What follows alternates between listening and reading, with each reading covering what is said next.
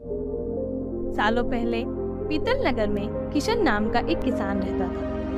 वह गांव के एक जमींदार के खेत पर काम करके किसी तरह अपना घर चला रहा था। पहले किशन के भी खेत थे, लेकिन उसके पिता के बीमार होने के कारण उसे अपने सारे खेत बेचने पड़े। मजदूरी में मिलने वाले पैसों से पिता का इलाज कराना और घर का खर्च चलाना मुश्किल हो रहा था।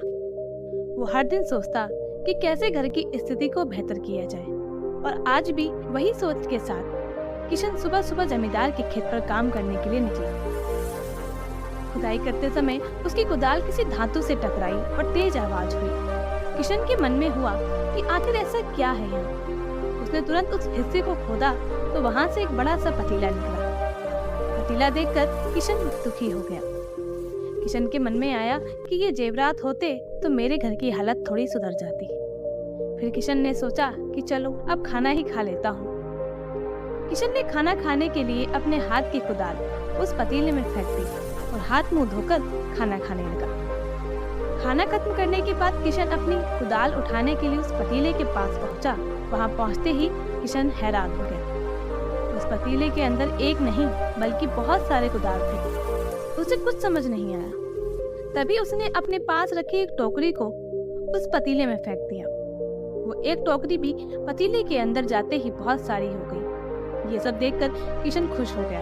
उस जादुई पतीले को अपने साथ अपने घर ले गया। वो हर दिन उस बर्तन में अपने कुछ औजार डालता और जब वो ज्यादा हो जाते तब उन्हें बाजार जाकर बेच आता। ऐसा करते करते किशन के घर की हालत सुधरने लगी। उसने इस तरह से बहुत पैसा कमाया और अपने पिता का इलाज भी करवा लिया। एक दिन किशन ने कुछ गहने खरीदे और उन्हें भी पतीले में डाल दिया। वो गहने बहुत सारे बन गए। इस तरह धीरे धीरे किशन अमीर होने लगा और उसने जमींदार के यहाँ मजदूरी करना छोड़ दिया।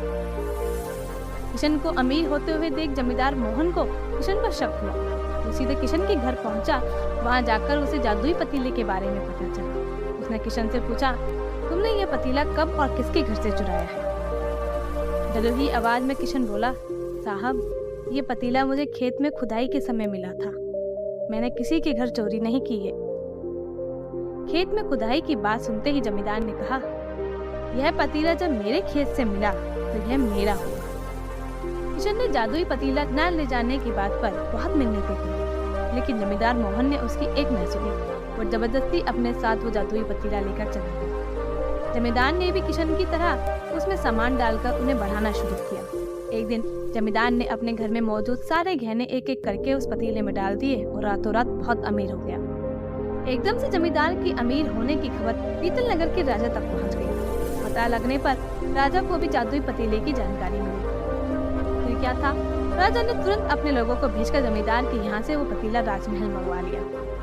राजमहल में उस जादुई पतीले के पहुंचते ही राजा ने आसपास मौजूद सामान को उसमें डाला।